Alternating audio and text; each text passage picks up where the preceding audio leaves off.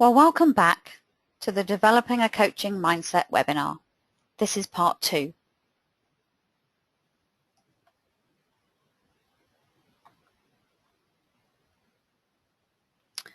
So the fourth principle is about self-belief. You may remember that principle 2 said that it was important that as a coach we believed in our client. But this fourth principle is perhaps even more critical, because without the belief that they can change, then it's highly likely that little progress will be made. Again, it would be lovely if every client came in with just the right amount of self-belief. In my experience, that's often not the case.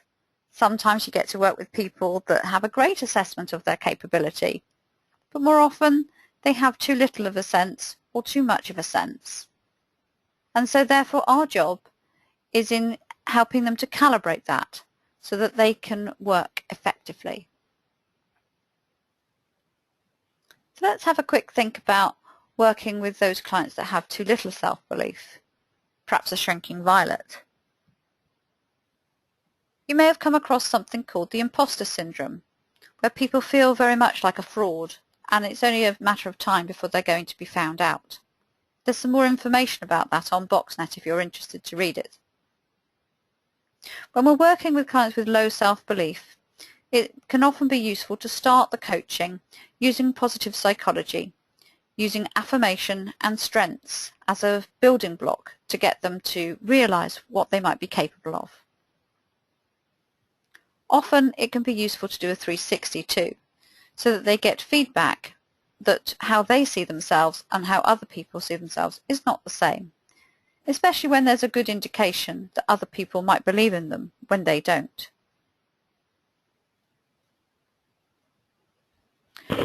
The alternative is the bulldozers out there, the clients that have far too much self-belief. If that's the case, then you need to work out whether or not you are working with a cheerleader, somebody who's kind of rah-rah out there and has sense that, well, if I can do it, everyone can. Then you have the narcissists, that actually it's a kind of look at me, I'm brilliant, and that can have a very different impact on people around them. If they don't listen to other people's feedback, the 360 can of course be useful, then it might be useful to use some psychometrics. This might help them raise their self-awareness, and I would always recommend choosing psychometrics that have got norms where they can't say, oh well, that's not true because it's a different kind of comparison.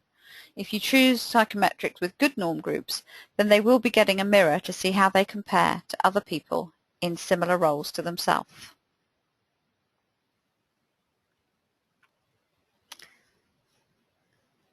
So moving on, the fifth principle is recognizing that we're working in a business context, especially if you're doing executive coaching.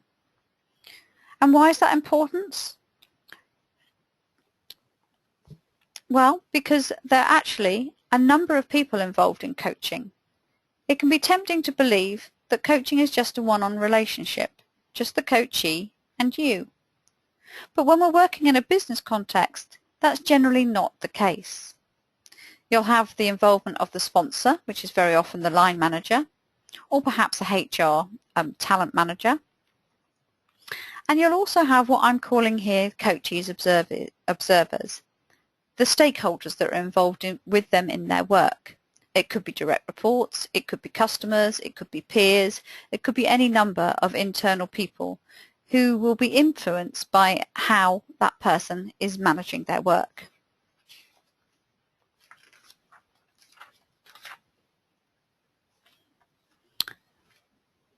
I came across this a little while ago and it really appealed to me. It's called psychological distances, and the concept has been framed by Julie Hay. In an ideal world, the psychological distance will be balanced. And if we think about a four-cornered contract with a coach working in an organisation, you've got the coachee and coach at the top of this square, and then you've got the line manager and, let's say for example, a direct report involved as well. In a coaching program that's working well, there'll be a sense of objectivity and balance, so the coach won't feel drawn to any one person in the relationship more than the other. Certainly in my experience, I can feel times when I'm pulled to be less objective and balanced. There's something going on that makes me have a greater affinity with one or the other of the players. So for example, if the coachee was bringing a kind of leadership issue and talking about how they were managing people, and perhaps I thought they weren't doing that with much emotional intelligence, I might find myself siding with the direct report and realizing how difficult it would be to be managed by somebody like my client. You can see in this diagram on the top right that this would pull me towards the direct report, and it makes the square out of shape. It's more of a triangle. Of course, it can also happen where I start to feel drawn towards the coachee. Maybe I've been in a similar situation myself. Maybe it was one of my learning needs a few years ago. And for some reason, I'm really feeling a connection with my client.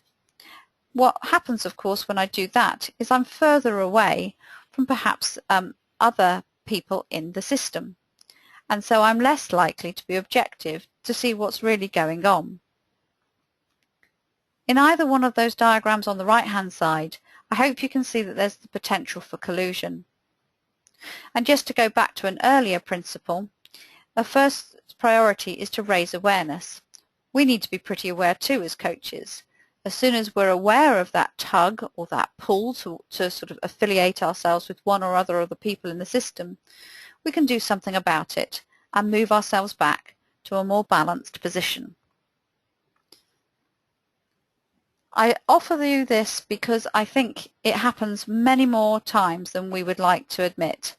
And so as you begin to work as a coach, it's a good thing to be looking out for so that you know what clues there are that perhaps your square is getting a bit bent out of shape.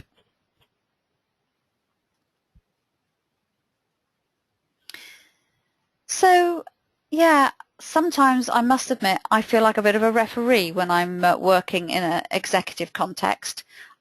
Neither the line manager or the client see eye to eye, and I can feel myself being piggy in the middle, for want of a better word.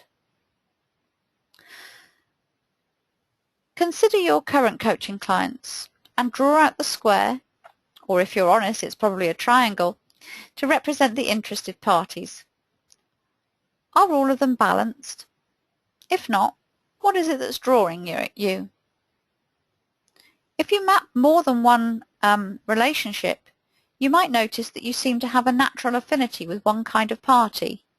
Do you always side with the client? Or perhaps you always side with the organisation? What might that mean for your coaching work? Find your reflective journal. Just make a few notes in terms of what you think is happening for you in your work.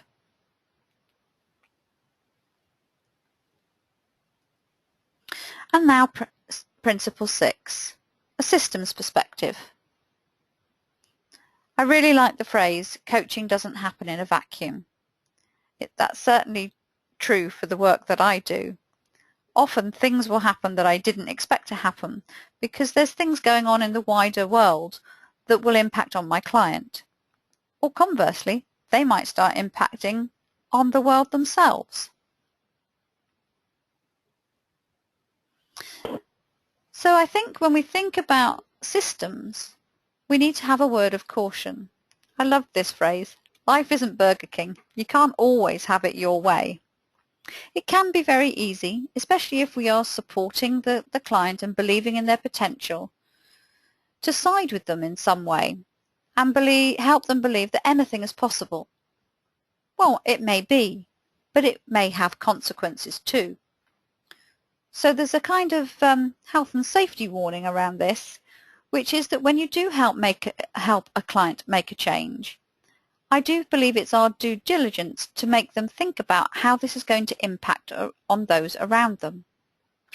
A simple example is it may be absolutely appropriate to help your client reach his potential, but if they go on to more senior positions, that may well have an impact on their life outside of work. And it would be appropriate, therefore, to have a conversation about whether or not they're managing that well. Are they managing other people's expectations? It's the kind of be careful what you wish for, too. It might sound great, but do they really want to work the hours that it might be required to reach a senior level? Helping them anticipate those issues is a really good feature of the coaching work.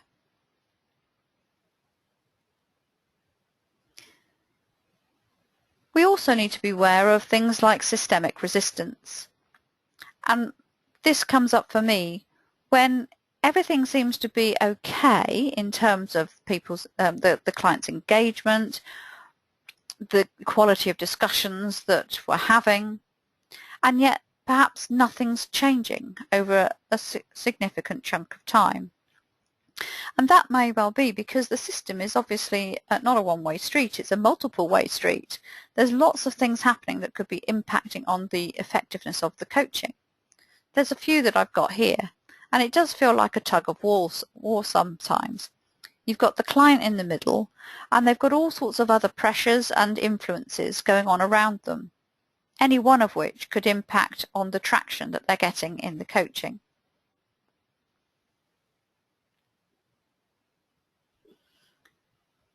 I call this the ripple effect. So take a moment, consider your current clients.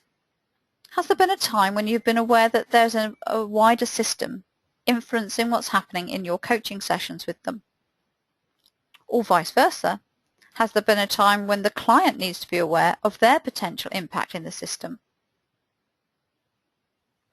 Consider for a moment, how will you keep this ripple effect on your radar as you work with your clients? Make a few notes in your journal. They might be useful later.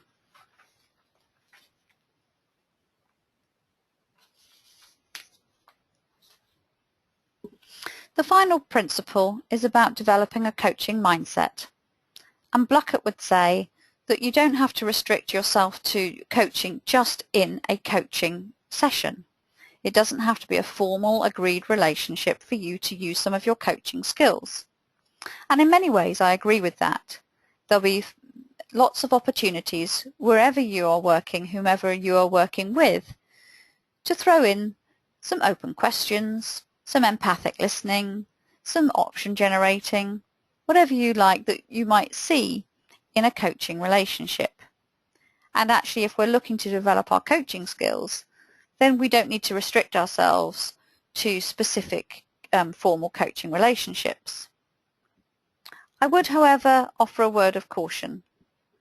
I think it's important that whomever you are using your coaching skills with knows that is what you're doing. So you need to get their agreement that perhaps you shift emphasis of a conversation towards a coaching opportunity and check that they don't mind you doing that.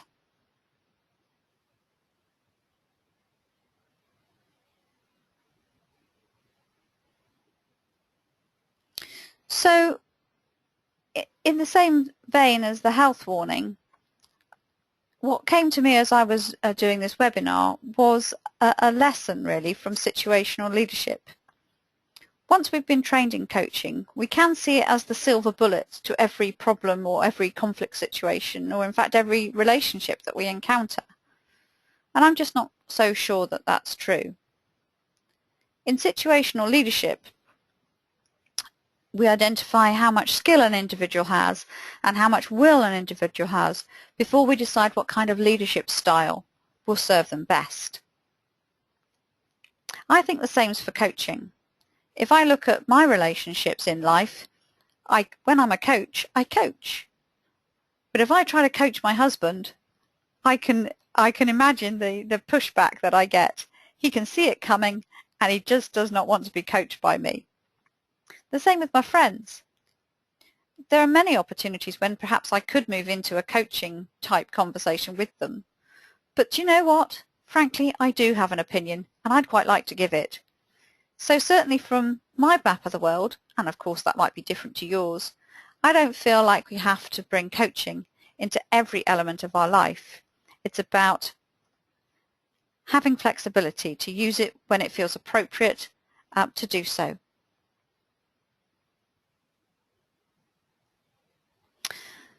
So, we're now at the assessment activity, and there's 4 parts to it.